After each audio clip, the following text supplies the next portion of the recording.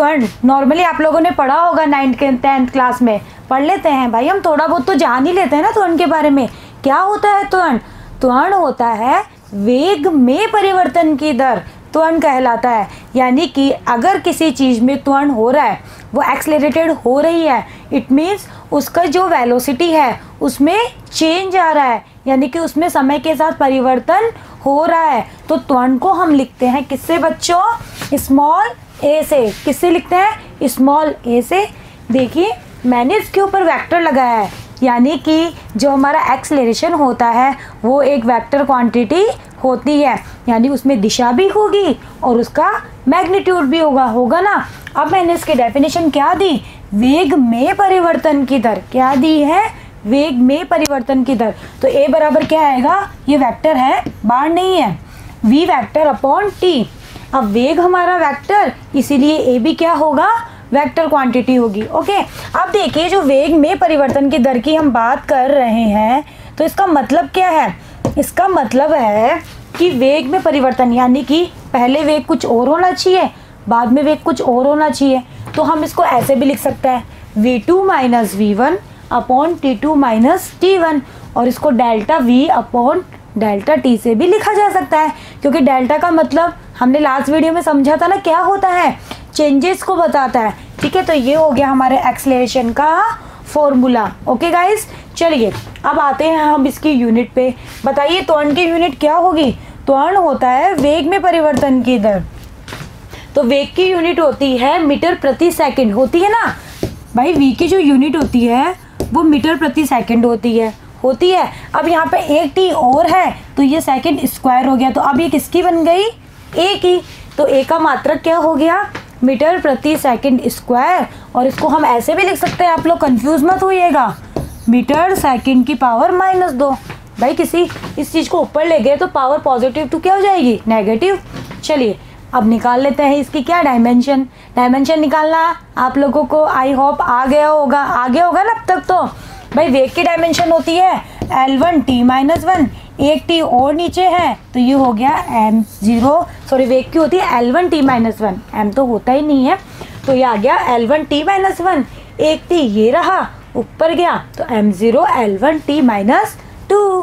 ठीक है, अब बताइए एक्सेलरेशन जो है वो क्या होती है? वेक्टर क्वांटिटी होती है। ओके, चलिए अब देखिए किसी वस्तु में त्वरण, यानी कि कोई वस्तु है वो एक्सेलरेटेड हो रही है, उसकी बात हम कब कर सकते हैं कि उसमें एक्सेलरेशन हो रहा है? यानी कि एक्सेलरेशन का सीधा संबंध किससे है? वेग में परिवर्तन से है। यानी कि अगर वेलोसिटी में चेंजेस आ रहा है समय के साथ, तो ही उस वस्तु में क्या होगा?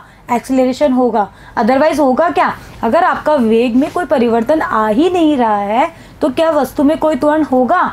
नहीं ना। तो ये चीज़ आप लोग ध्यान रखिएगा कि वस्तु जो होती है उसमें त्वरण की बात तभी की जा सकती है जब वस्तु के वेग में परिवर्तन हो। यदि वस्तु समान वेग से गतिशील है, यानी कि आपको अगर त्वरण के बारे में जानना है तो आप ये देखिए कि उसके वेग में समय के साथ परिवर्तन हो रहा है या नहीं।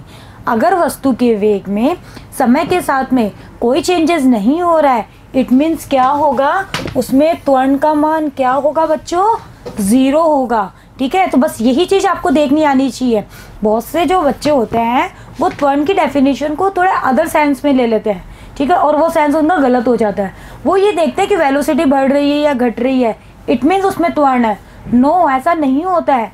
वेलोसिटी में चेंजेस के ऊपर डिपेंड करता है त्वरण, ना कि वेलोसिटी के ऊपर।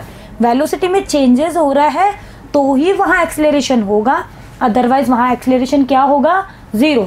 जैसे इस एग्जाम्पल से समझिए, ये एग्जाम्पल है, इसमें देखिए आप लोगों को क्या क्या दिया हुआ है। आप लोगों को दिया हुआ है कि वेलोसिटी दे रखी है और टाइम दे रखा है। 0 सेकंड के ऊपर वेलोसिटी है 5 मीटर प्रति सेकंड। जब टाइम 1 हुआ तो भी 5, 2 हुआ तो भी 5, 3 हुआ तो भी 5, 4 हुआ तो भी 5। अब आप यहाँ से देख के नहीं बता सकते हो कि इसमें एक्सेलरेशन 0 होगा, आप कह दोगे कि समान वेलोसिटी से है। ठीक है, ये भी है, लेकिन आप ये देखिए कि वेलोसिटी में परिवर्तन हो रहा है क्या समय के साथ। ये देखिए यहाँ टाइम 1 सेकंड, 1 सेकंड में बताओ त्वरण में कोई परिवर्तन हुआ? नहीं। 5 - 5 जितनी सेम स्पीड है उतनी ही है, परिवर्तन 0 आया। वापस से अगले 1 सेकंड में भी कोई चेंज नहीं, नेक्स्ट अगले 1 सेकंड में भी कोई चेंज नहीं, नेक्स्ट अगले 1 सेकंड में भी कोई चेंज नहीं।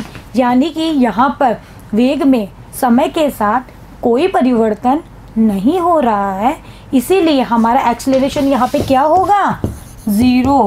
ओके, तो अब परिवर्तन देखना आपको आ गया ना। अब वेग में परिवर्तन देखिए विद रेस्पेक्ट टू टाइम।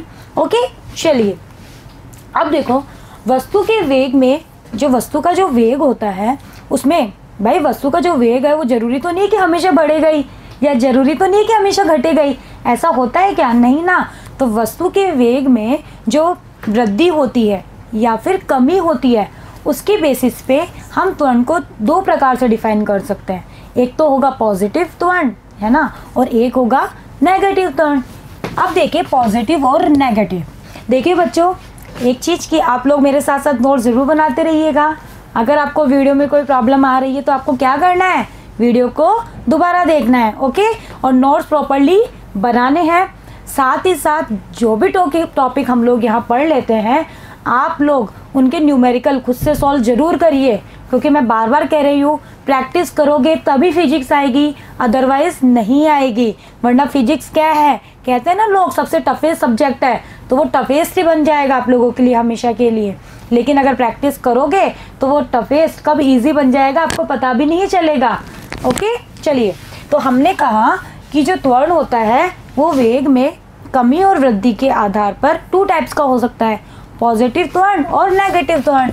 अब देखिए पॉजिटिव क्या होगा, पॉजिटिव कब होगा, जब वेग में परिवर्तन क्या हो, बढ़े टाइम के साथ। जब वेग में परिवर्तन की जो दर है वो समय के साथ में बढ़ेगी, तभी तो हमारा त्वरण क्या आएगा, पॉजिटिव, पॉजिटिव एक्सेलरेशन हमको प्राप्त होगा। ओके, और अगर समय के साथ में वेग में परिवर्तन की दर अगर घट रही है, अगर समय परिवर्तन के साथ वेग में परिवर्तन की दर जो है वो घट रही है, तो आपका त्वरण कैसा होगा बच्चों, नेगेटिव होगा। तो आप बस ये देखिए कि वेग में परिवर्तन बढ़ रहा है या फिर घट रहा है, तो उस बेसिस पे आप लोग कह सकते हैं कि त्वरण पॉजिटिव होगा या फिर त्वरण नेगेटिव होगा। ओके, चलिए अब देखिए हम लोगों ने चाल और वेग के प्रकार पढ़े थे, सिमिलरली त्वरण के भी प्रकार होते हैं। ठीक है, तो त्वरण जो होता है वो भी 4 प्रकार के होते हैं, वही प्रकार होंगे जो हम वेग में पढ़ के आ चुके हैं। समान वेग है, समान वेग, औसत वेग, तात्क्षणिक वेग।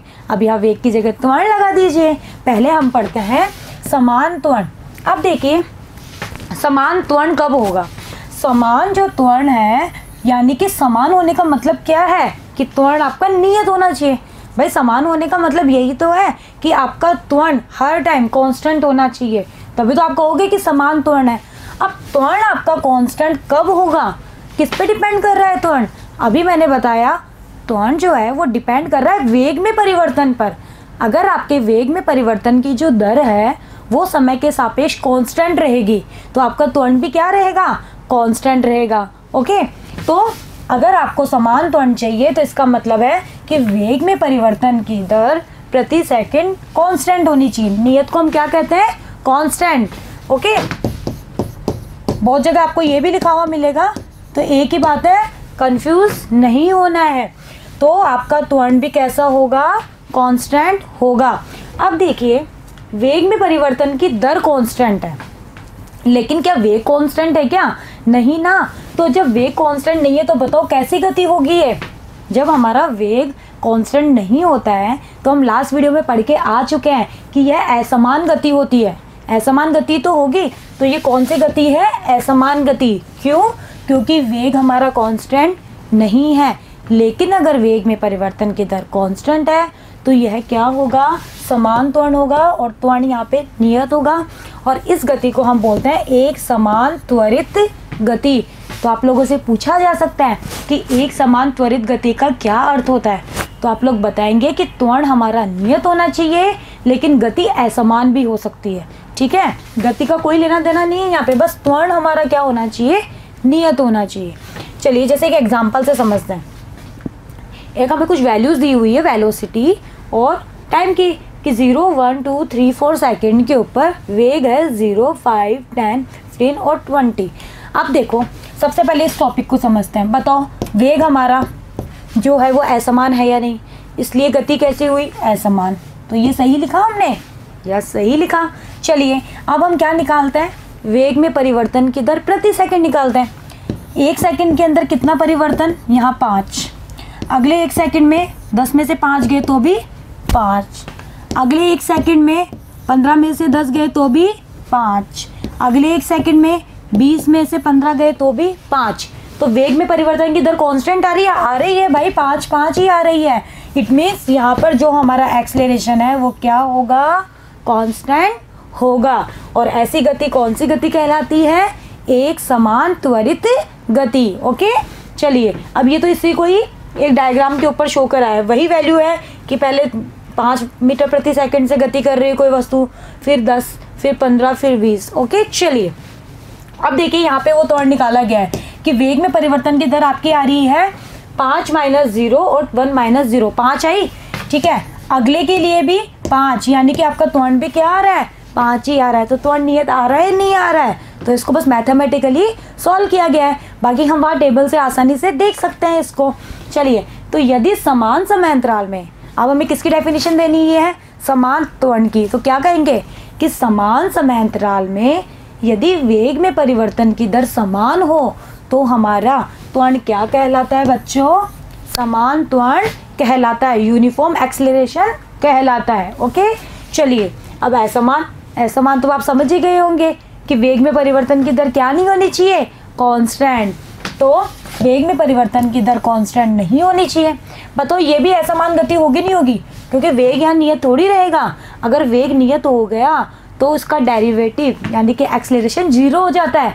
पढ़ा है ना आप लोगों ने 11th क्लास में, मैथ्स में पढ़ते हो ना 11th में, जब मैथ्स में हम अवकलन समाकलन पढ़ते हैं, और अभी हम इस चैप्टर में भी पढ़ेंगे, क्योंकि हमारे इंटीग्रेशन और डिफरेंशिएशन हर जगह काम में आता है, तो हम भी उनको स्टडी करेंगे।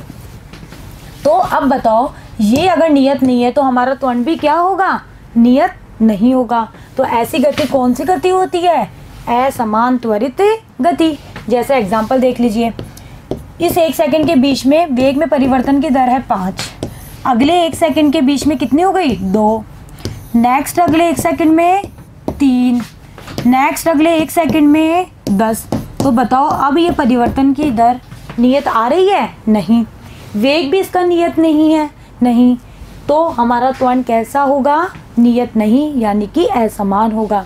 चलिए अब आप यहाँ पे ये निकालेंगे एक्सेलरेशन, तो 5 भाई 5 में 1 का डिवाइड करोगे तो 5 ही मिलेगा, 2 में 1 का डिवाइड करोगे तो 2 ही मिलेगा। तो इस तरह से आप लोग एक्सेलरेशन भी निकाल सकते हो। तो यदि समान समय अंतराल में वेग में परिवर्तन की जो दर है वो असमान हो तो त्वरण क्या होता है, असमान। और इसके आप एक डेफिनेशन और दे सकते हो कि अब समय अंतराल तो आपका क्या हो जाए, चेंज, और वेग में परिवर्तन की दर क्या हो जाए, वेग में परिवर्तन की दर सेम रहे। तो अब की बार समय अंतराल चेंज हो गया, तो समय अंतराल चेंज हो गया तो भी हमारा एक्सेलरेशन क्या होगा, असमान ही होगा। चलिए अब पढ़ते हैं औसत त्वरण, इसे कहते हैं एवरेज एक्सेलरेशन। एवरेज एक्सेलरेशन बिल्कुल वैसे ही निकालेंगे हम जैसे हमने एवरेज वेलोसिटी पढ़ी थी। तो देखिए किसी वस्तु के वेग में परिवर्तन तथा परिवर्तन में लगा कुल समय का जो अनुपात होता है वही हमारा क्या कहलाता है बच्चों, एवरेज एक्सेलरेशन कहलाता है।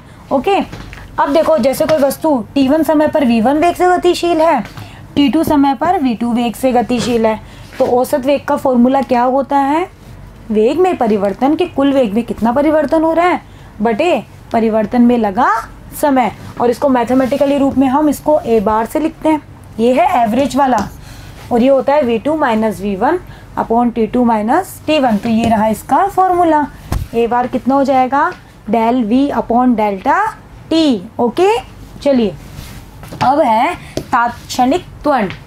जैसे तात्क्षणिक वेग पढ़ा था ना हमने कि किसी पर्टिकुलर क्षण पर वस्तु का क्या वेग होगा, वही हमारा क्या था, तात्क्षणिक वेग था। सिमिलरली किसी पर्टिकुलर क्षण पर वस्तु का जो त्वरण होता है वही हमारा क्या कहलाता है, तात्क्षणिक त्वरण कहलाता है। और इसका फॉर्मूला होता है, भाई किसी क्षण की बात कर रहे हैं तो हम लिमिट ले लेते हैं, तो limit delta t tends to 0 del v over del t। तो ये आ गया dv ओवर dt। तो ये फॉर्मूला भी आपको याद रखना है क्योंकि न्यूमेरिकल यहाँ से आ सकते हैं। ओके तो ये हो गया, और इसको a से ही लिखते हैं विस्तार क्षणिक जो त्वरण होता है इसको ए से ही लिखते हैं। एवरेज जो त्वरण होता है यानी कि औसत त्वरण, उसको ए बार से लिखते हैं। देखो बच्चों, आज हम लोगों ने किसके बारे में स्टडी करी? आज हम लोगों ने त्वरण के बारे में जाना और हमने त्वरण के प्रकार भी पढ़ लिए। ठीक है, वेग ऑलरेडी हम पढ़ चुके हैं। तो अब जो हमारा नेक्स्ट वीडियो है उसमें हम लोग क्या पढ़ेंगे? पहले तो पढ़ेंगे जो भी हमारा विस्थापन है, ठीक है, और जो टाइम है, उनके बीच में हम बहुत सारे ग्राफ बनाएंगे और उन ग्राफ्स का मीनिंग जानेंगे। सिमिलरली यही काम हम वेलोसिटी और टाइम के बीच में जो ग्राफ बनाएंगे उनके बारे में करेंगे। ठीक है, तो बने रहिएगा मेरे साथ। मिलते हैं नेक्स्ट वीडियो में। Thank you.